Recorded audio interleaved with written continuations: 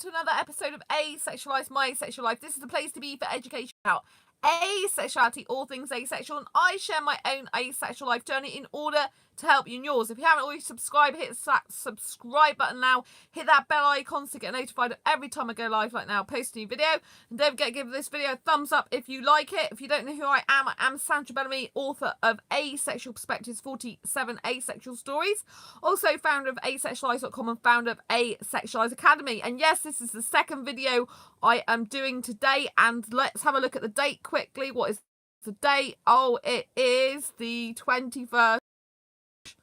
Oh, sorry, I paused that. 21st of March.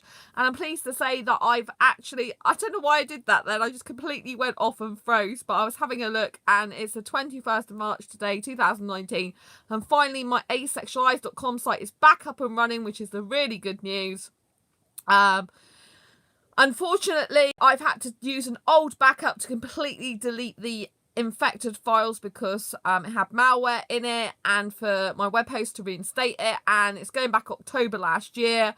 And so basically all the blog posts from November, December, January, February, they've all gone and I can't get them back. So they've gone for good, and now I have to reinstall a new theme and sort it all out as it was before, so that's going to take me some while to do. But aside from all that, I wanted to show you what it's like to be in a hyper romantic state, right? So, you know, I Skyped the Indian asexual guy. It was the first time I'd had a Skype date or any sort of date with a trans guy, so that's really nice. He's asexual, and yeah, and you know, I haven't been hyper romantic for some time because I've been really able to control it and manage it really well. And at the moment, I'm just in a really hyper romantic state, and I thought, get on a video, just show these people what it's like, you know, because it's really hard.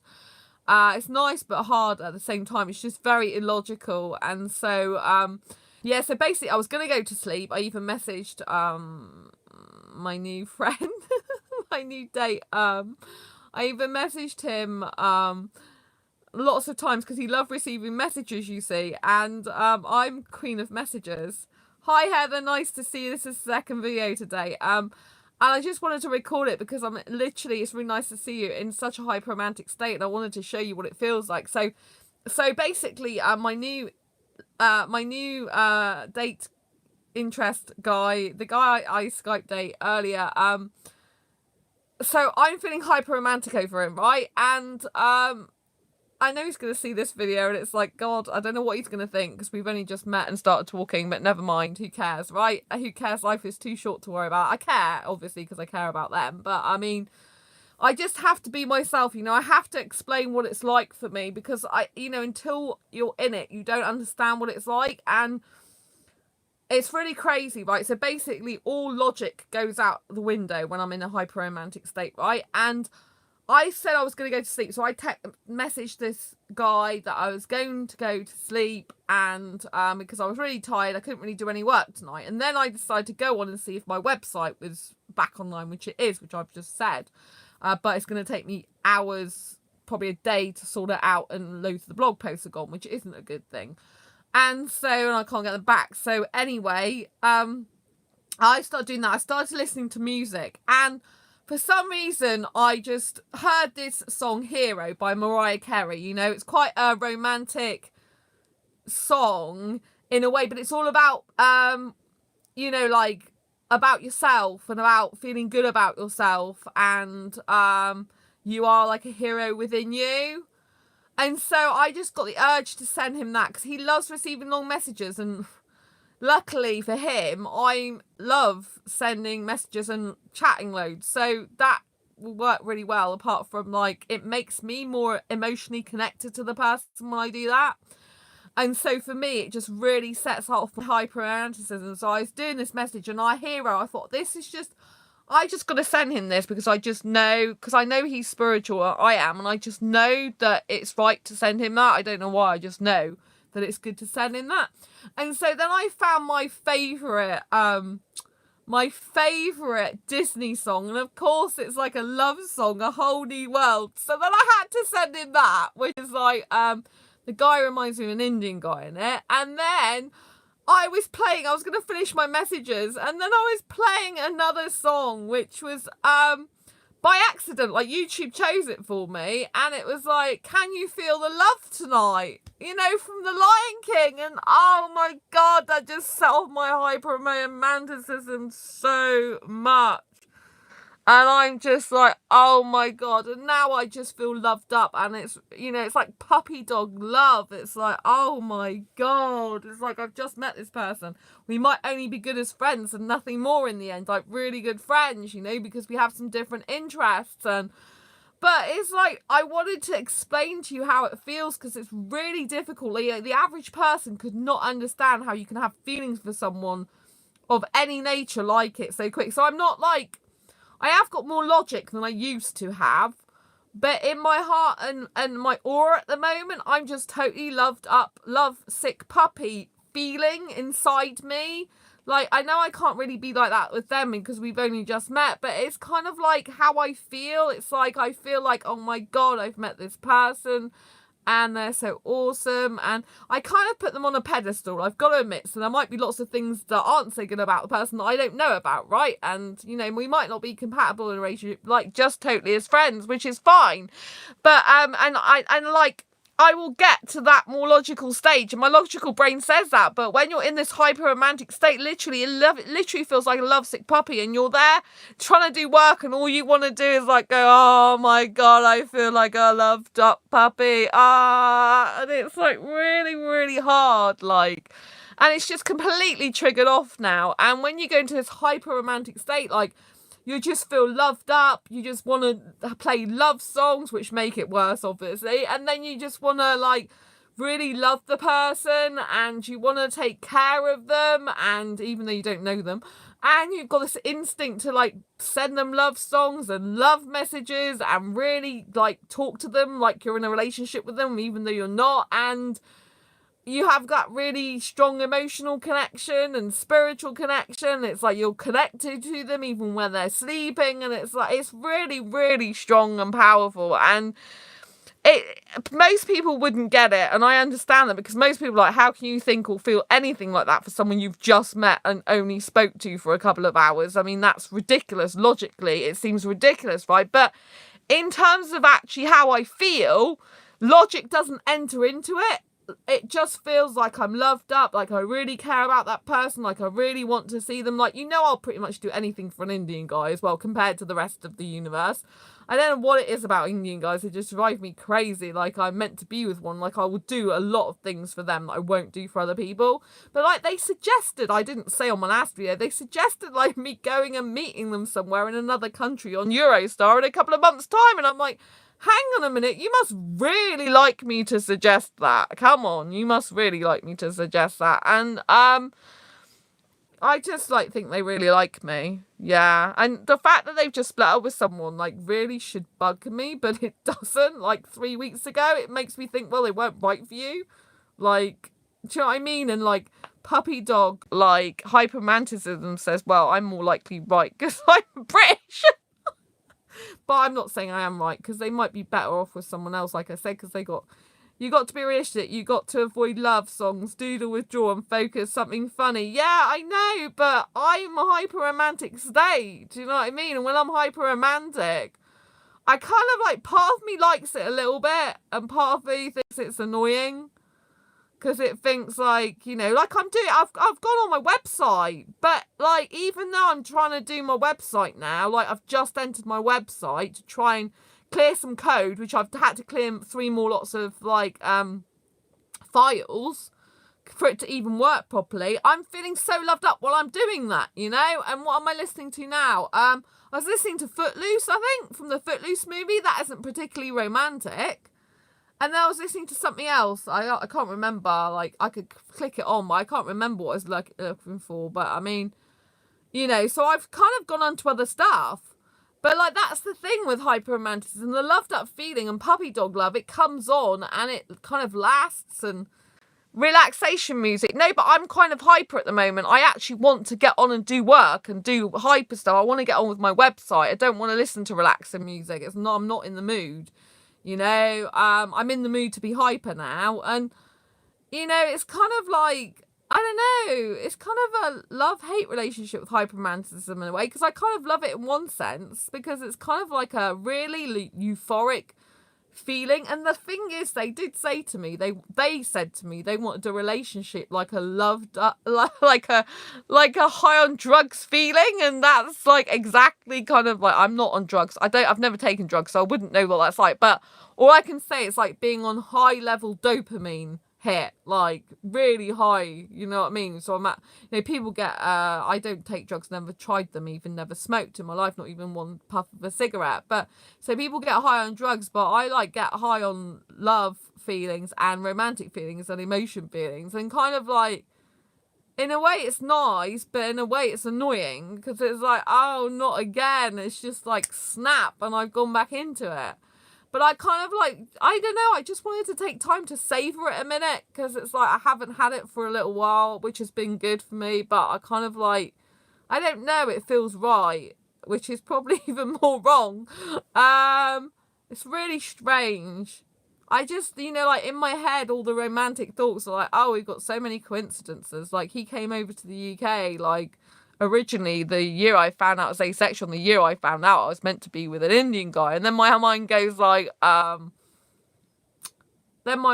like, yeah, and you said, Sandra, that he is here, you feel him, but he's not going to know you exist. And I was right about that as well. And kind of like my mind decides to try and make this person the person that I want them to be, or they are suitable for me, when really they possibly like are better off with someone else who likes traveling and things, because I'm not really into that. But I could obviously do more traveling for the person, but not like on a plane and stuff like they want to love doing. So I don't know how that will work. There's lots of things that really don't add up logically like that in that way, and so I'm thinking they'd be better off with someone who can give them that. And I'd be better off with someone who can go come to the aquarium zoo really being happy they're doing that, and really kissy cuddling with me, not worried about how, like, I know I'm glad they care about animals, don't get me wrong, I love the fact they do that, it's really attractive quality in them, but I want to be able to relax and enjoy myself and do some aquariums, and they can't really do that. So, and I think if they came along with me, that wouldn't be nice for them. So, there's things there that obviously logically, we're better off as friends in a way. But it's kind of like when they said to me, like, oh, well, you do stuff for people you love, even though you don't necessarily want to do it normally. You just do it for love. And oh my God, that melted my heart. I'm like, geez, that has so melted my heart. It's such a romantic thing to say. And I looked up their personality traits, because on their ACE app they put the personality was. So I spent ages looking up their personality and what it's supposed to mean, their weaknesses, their strengths, what they're like in relationships. And that's really weird, because some of their personality, I kept thinking, that's like me. Even though I'm a different personality type, I'm an ESFJ, which is, apart from the J, we're very different. And I actually said that they don't usually get on the personality types. Our horoscopes are, because he asked me my star signs, he's into horoscopes as well. So that kind of like goes really well. But the actual Myers-Briggs personality types didn't go so well. But it was really weird, because how they said that he was a lot of in the personality type, I thought I'm a lot like that naturally. So I thought I should get on really well with them, because they need someone really intelligent, and I'm really super intelligent. That was one of the things, because they said, oh, they need someone like the ESFJ isn't very intelligent, like not on their level. I'm thinking, crikey, I'm definitely on their level. Like, I've got nothing to worry about. The only thing I saw was that I'm really emotional, and that person's likely to be more logical. But I don't know until I ask them if it's true, do I? Just because I've read something on the internet doesn't mean to say it's true, because I'm very emotional. I do need a really emotionally sensitive guy, and empathetic and emotionally expressive as well, which it said they find it hard to express their emotions. But I don't know if that's true. It's just what I've read up about what personality he put he was. So, but then I was looking at, compatibility with me, him, and I'm like, oh my God. So just like, it's just like, and I know they like long messages, and I'm really good at doing long messages, but the problem is, the more I write and talk to them, the more I will be emotionally connected to them and really want to be with them. I know that about me. And it's kind of like, but I have to take that risk sometime in my life. But I just know that about me, and it's like kind of like But you know, one day I'm gonna have to do that anyway, because the person who is gonna be the right guy for me, they are gonna be emotionally connected to me. It's a fact, and it's gonna have to happen. But you know, like hopefully I'll just come to my senses. But it's like, oh my god, you know, I just feel like putting my hand on there, going ah! And it's kind of like you feel like you're 5 years old. I don't know. Well, you know, I'm usually 15 anyway, like with the way I'm with the teenager lifestyle, so I feel like I'm 5 at the moment. You kind of feel like really shy and nervous and excited all at the same time. And you feel like a baby a bit, and like a puppy love, like I'm in love, but I'm not in love. No, I'm not in love. I just met the person, but you know, like you have sort of like you have sort of expressive feelings where you really care about them a lot. I'm glad I said I'm not in love. That's good, because usually I would jump straight to love. Remember, I am an asexual who doesn't experience any platonic attraction, so therefore I jump from friendship to much more very soon. So that's quite normal for me to jump, but you know, it's like I'm jumping endorphins. Yeah, it's like I'm jumping into real full hyper-romanticism, but not, because I still say I'm not in love, so that is a good thing, because I've managed to keep that. Usually, remember in the past, I'd be like, I've had one Skype session with them and I'm in love with them. I haven't done that this time. I'm not in love at the moment. I do have feelings for them. No, I'm like, oh my god. So I'm not in love, but I would say I care about them a lot. Like, even though I don't know them, it's like I want them to be happy, and like I really care about them straight away. And no, lust is sexual. I'm not sexual at all. I don't lust after guys, you know. And if it, you know, I'm not aroused. I know I'm not thinking arousal. I'm thinking romance and love. As in, I want them to be happy. I really care about them. I think they're beautiful, and I want them to love. I want them to love themselves. So it's like, here's a heart full of love for you, and I want you to spread it all around inside your heart and around your body. Fill it with love and energy, that beautiful love inside your soul. That's what I feel like saying to them. Like, you know, like a cartoon, like where you see, like, I don't know, a cartoon, and they have this like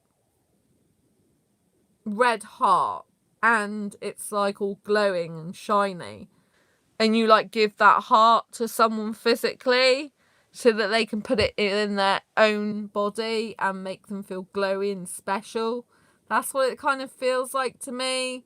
Kind of feels like if I was in a cartoon, that I would want to give them that red shiny glowing heart, and for them to take it in their body and hold it tight and let all that love flow through them, because I feel like they've had a really rough time in their life, and I can feel that from them. And I just want them to know that I'm here for them now, to comfort them and take away their pain, and I care about them.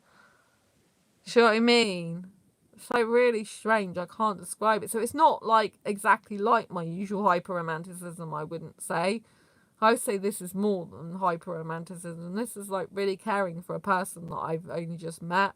Like on a warm bubbles. Yeah, it is like that. Much like that. Yeah, lust is sexual to me. You know, like, you know, I'm not thinking arousal. I'm thinking romance, teenager style, loved up. Like, I really care about you. Like, I feel your pain because I'm I have empathy for people. So I'm empath, I think that's what it's called. And it's like I really just want to hold them to my heart because I care about them, and I kind of want to take care of them, and I feel they need me. It's really weird. I feel like they need me in their life. I feel like I've come at the right time for them. I mean, I don't even know this person. I might be completely barking down the wrong tree or up the tree. I can't even speak properly. That's the thing when you get hyper romantic as well. You kind of like, your logical brain goes out the window.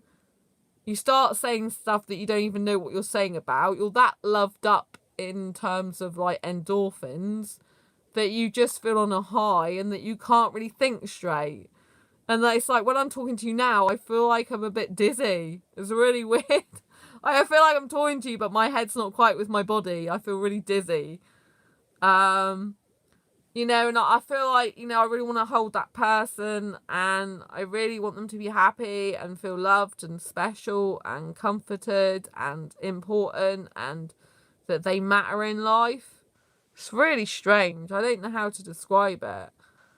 And it's like, I don't know, it's the way I feel about them straight away, and it's like I really like them, and I just want them to be happy, and I feel a bit protective already. I've just met the person, so logical goes out the window. Do you know what I mean? Like, and then I started thinking, like, when I'm doing my work, oh my god, like, what other women are going to be interested in him? Oh my god, which other women is he going to be interested in? I'm like, Sandra, it's good if he's interested in other women, because he's not in this country and he needs a good girl for him. But I'm thinking, yeah, but they won't write to him like I do, and they won't have a special bond with him like I do. I know that. And then I'm thinking, well, you got nothing to worry about then, have you? Stop worrying. If it's meant to be, it's meant to be. If it's not, it's not. Just stop worrying and thinking like that. You know, I want him to be happy. I want him to find a nice girl for him. It's really important. He's not in this country anymore. He left last year, so, you know, the likelihood of us getting together is for full-on, like, sensible, adult, permanent full-time relationships is not very likely unless he comes over here. But, like, they believe in miracles, that person does, and so do I, so anything could happen. But do you know what I mean? I just wanted to, like, kind of, like, express how hyper-romanticism is, like, when you're in it. It just, like, feels like your puppy dog, like, oh, I'm so loved up right now, even though, you know, that you've only just met the person. It's like a cute, cuddly, warm feeling, and you just want to take care and nurture that person and really look after them. Not housework, I'm not on about that, because I can't stand housework. Just emotionally and cuddly type way. And, you know, like, kind of like, I want to take away their sadness from their past and know that they're beautiful in the present moment. That's how I feel about this person. Like, I just get this sudden, like, burst of, like, caring about them. Like, it's like, I don't know, it's like they've only been split up from their other person for 3 weeks. Like, they've been in a relationship 2 years, and it's like, I already feel like I'm super connected to them. I don't know if they felt that way, to be honest. I don't know. I think so. But, you know, it's like, you know, like, they messaged me, like, they got up to have some water and messaged me going, oh, I fell asleep and couldn't say goodnight to you, and I'm getting some water now, so I'll read your messages later, sleep tight with a kiss. And I'm just like, that's so sweet. It melted my heart. I'm like, oh, they're checking their messages as soon as they get up. That's nice of them. Like, that's like a relationship thing. Like, that reminds me of a relationship type of thing, not just a someone you've just met type of thing. Do you know what I mean? Like, they're already thinking about me and about checking their phone for messages and stuff like that. You know, but I know they need that type of person, but I happen to just be that type of person that's naturally like that. I need, like, this person needs a lot of talking and communication, and so do I. Do you know what I mean? They like a lot of attention. They said that, and so do I. So it's kind of like, that's kind of good.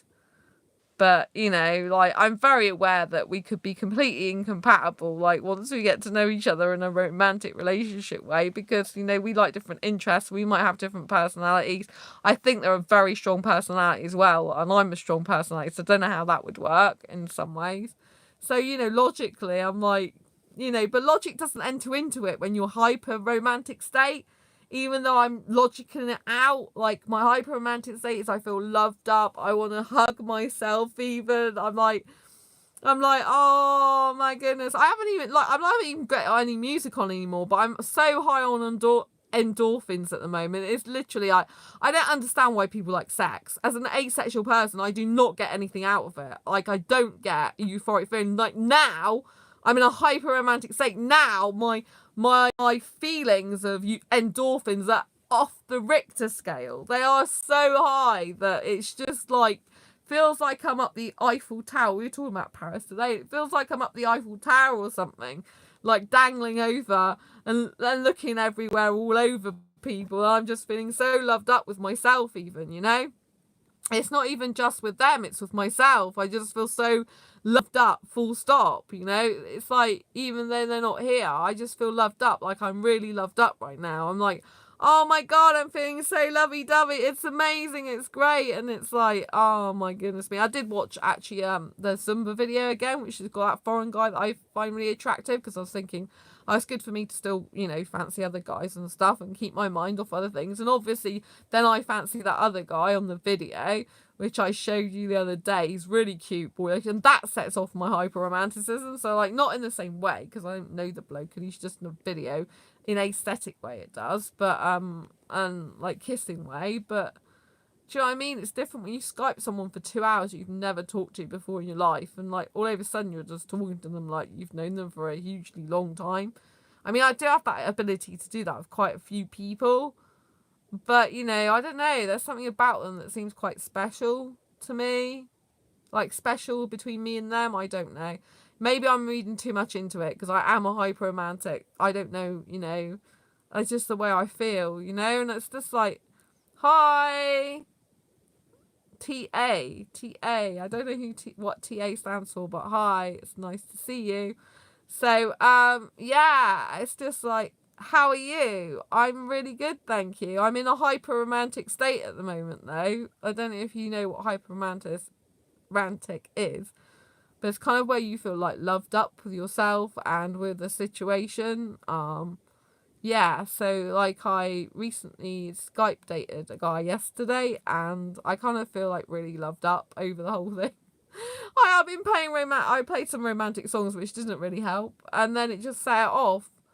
And it's kind of like being, like, a teenager, like, it's kind of like, teenager loved up mode. Do you know, like, when you see those, like, one of my very favourite teenager love movies are called A Modern Cinderella Story.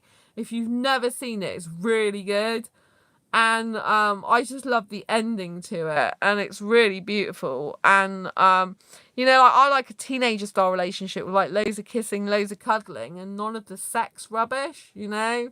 Like, I'm not into sex, you know, and I like the innocent films where love is pure love, you know, where you kiss and you cuddle and you really, like, want to be with the person and spend time and hang out and date and stuff and go out for meals and, you know, talk intelligently to each other. Not all this adult sex stuff. This adult sex stuff just I don't like. It's like, that's adult stuff. I'm not adult. I'm still, like, really young. I'm too young for all that rubbish. Do you know what I mean? It's like, come on. I just... Young because I choose to be, and my soul is as well, you know? I'm just naturally young. It's like a 15-year-old doesn't do stuff like that. And, like, I've got a 21st mindset, but in my, you know, even in my 21 state, I don't want to be doing stuff like that. It's not who I am. It's just like, ugh, icky, yuck. But, you know, I just really, I'm just really happy right now, you know? And it's sad because in a way I think you shouldn't be like this, because, you know, you might, you know, they might find someone else quickly and they're going to go travelling, you know, I don't know them. I could find someone else. But, you know, like, you see, what I was thinking as well, it's like, this person is so nice and they're Indian, like, no other person, unless they're Indians, going to really compare very much to them. Or I guess, but, you know, I've got to remain open-minded and think that, you know, like, on the night before my birthday, I'm with my best friend Sam, we're going clubbing, and they'll be full of foreign guys there, like, the place, so I'll have loads of foreign guys to, like, look at and possibly dance with. But I'll be dancing with my friend Sam most of the time, do you know what I mean? I don't want to leave him in his zone. But you know what I mean? But the only person I've ever been able to, like, dance really, really close to a lot was an Indian guy. I don't know what it is with me and Indian guys. It's just, like, crazy. I think I've been with one in a previous life. I've got to have been. I mean, it's just not normal. It's like, with everyone else I have these rules, but when I'm with the Indian guys, like, the rules sort of bend more. I'm not saying they bend out, you know, all proportion, because that's not good. I still have boundaries. If a guy treats me badly, he's out. I don't care what ethnicity he is, he's gone. And that includes an Indian guy, you know. And if I'm not meant to be with an Indian guy, if I've got, I don't think I haven't got that wrong, but I mean, if I can't find the right Indian guy, then I can't find him, you know. But I don't know, I just feel loved up at the moment, and I just want to share it with you, because I just want to, I can't express, it's very hard to express hyper-romanticism without actually being in it. And it's like, I just feel like a lovesick, loved up puppy, you know? And it puts me on a high. And it's kind of like, whoa, woo. It's a bit like you're riding a theme park ride. Only in your body and soul, as in, like, excitable. Like, I feel really hyper and excitable. Like, oh, woo. I feel like I'm in a kids movie or something. It's really crazy. I just feel like I'm in a really crazy mood right now. Have you ever had one of those times in your life where you just feel utterly crazy? High roller coaster. Yeah, that's what I feel like. I feel like I'm on a roller coaster. Speaking of roller coasters, there was this when I went to the Asexual meetup and we did virtual reality gaming. I'm not sure if I told you, but I did this roller coaster virtual reality game, and it was absolutely incredible, Heather. Like, it was just sensational. The thing was, though, because it's virtual reality and you were meant to be strapped in, the straps weren't actually in front of you. They were like at the side, so you knew you weren't strapped in. And, you know, it's like you were sat in the chair, the straps you couldn't really see. So when you're going on the roller coaster in virtual reality, you feel like you're falling forward the whole time because you're not strapped in, if you know what I mean. And it's one of the most weirdest things. Like, oh my God, it's like this. You're like poised, like about to fall forward all the time. It's really crazy. And you just feel like, woo! And that's how I feel like right now, you know, when I'm in a hyper romantic state. It literally is hyper and romance mixed together. And the two is like, you know, and the thing is I was talking to him today about Disneyland Paris, and I was getting really hyper over that because I absolutely love Disneyland Paris. And my eyes lit up when I was talking about that to him. And I was saying, and then he was like, oh, well, maybe we can meet in Paris and we can go to Disneyland Paris together. And I was like, oh my God. And part of me is thinking, oh my God, he must really like me to be saying this stuff. But obviously I don't know what he's really like. He might say that to loads of people he likes. I don't know. He might just be a friendly guy that decides to say stuff like that. How do I know? I've just met him. You know, but so yeah, I was like, wow, you know, and I said I haven't got the money at the moment because I love Disneyland Paris, but it's like, oh wow, yeah, that's an offer.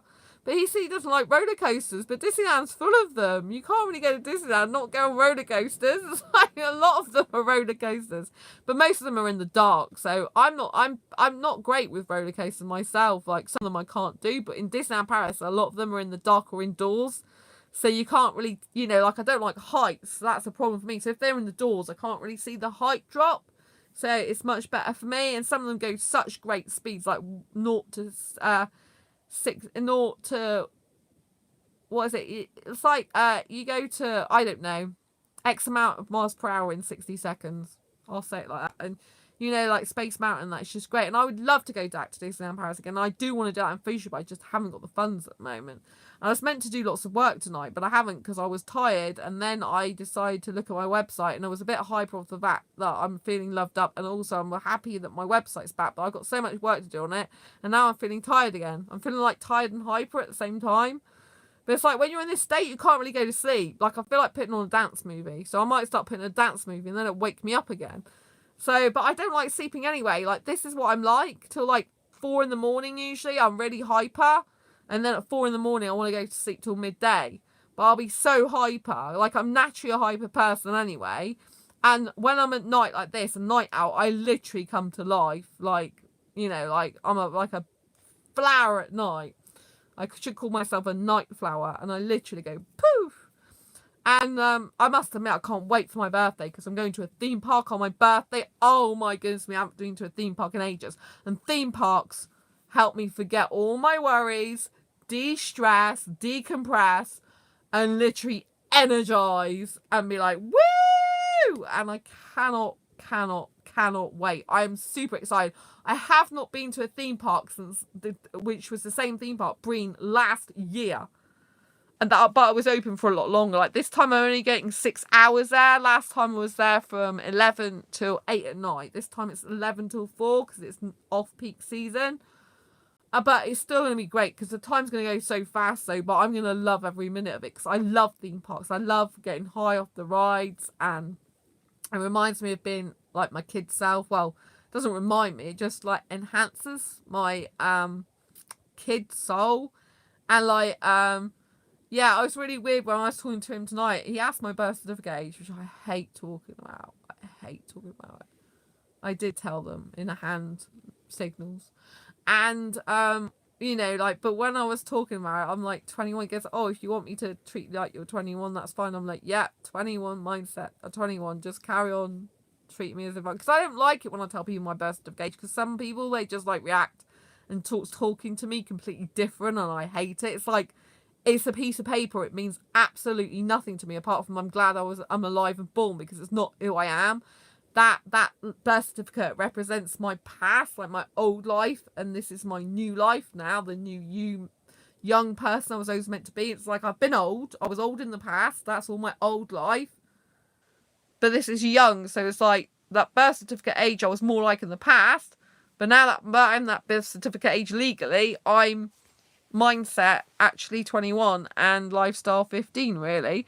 So yeah, so I had to explain to him. I said, oh, like, I am literally like a 15-year-old. Like, I get bored so easily. Like, if I go around out places like countryside, I get bored. I'm not into nature. I'm into doing stuff. Like, if you imagine a 15-year-old kid and they're with their parents and they're bored, like, their parents going, oh, look at this tree. It's like, that's a tree. Bye, I'm off. I'd rather go to, like, I was telling him, like, I love Shrek Adventureland.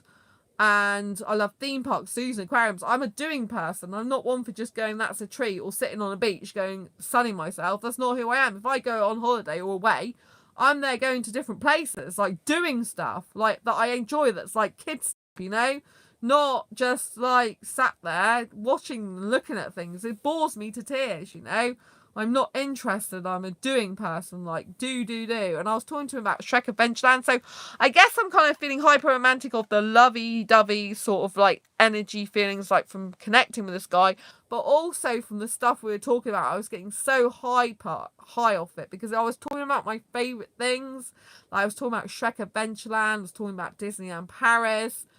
I was talking about how much I, you know, like with Shrek, I'm like, you're part of a story, and I like do all the shouting and the clapping that you're supposed to do about the story. And like, I go to Kids Club, and when I go to Kids Club cinema, I'm literally laughing louder than they are, and it's just like, do you know what I mean? It just feels like euphoric, and I guess I'm kind of just like in a hyper romantic high mood at the moment, and I just feel like cuddling myself, you know, and yeah, I don't know how else to describe it. It just feels off the Richter scale, like high. It literally feels like I just a roller coaster flying off high. There's a new movie come out as well at the cinema that's meant to be all about like roller coasters and stuff.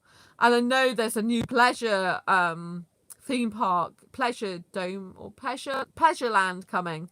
So I read today, I think one's just opened up in Turkey, and there's one coming into the UK in Yorkshire next year, Pleasureland theme park. It's like, oh my goodness me, I really want to go to that already. But I don't really want to go abroad. I want to go in the UK, you know? Anyway, I don't know where I should love you or leave you now, or should just keep spreading the love, because I mean, I want to thank all of you guys for being here, really.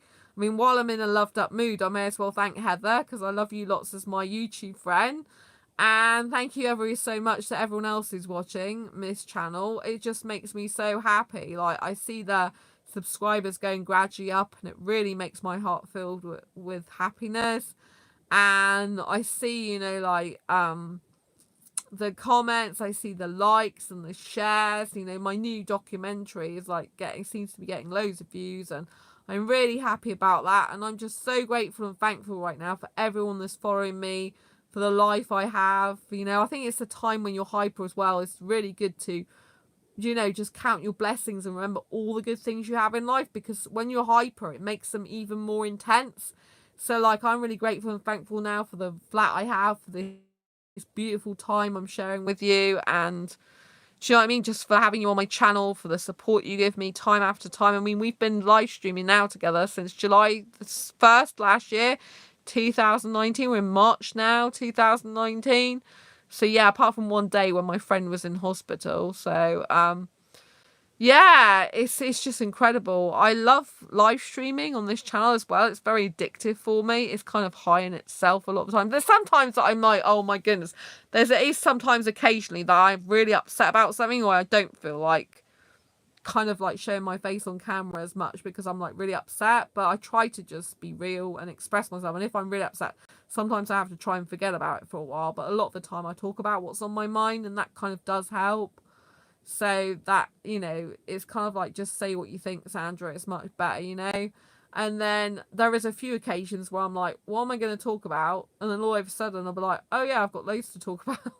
It's like, it's really weird. I usually talk about what I'm doing. Like, that's why I decided to talk about the Skype date, because, you know, it's quite special to me. And I just feel that person needs a lot of love and care. I really do.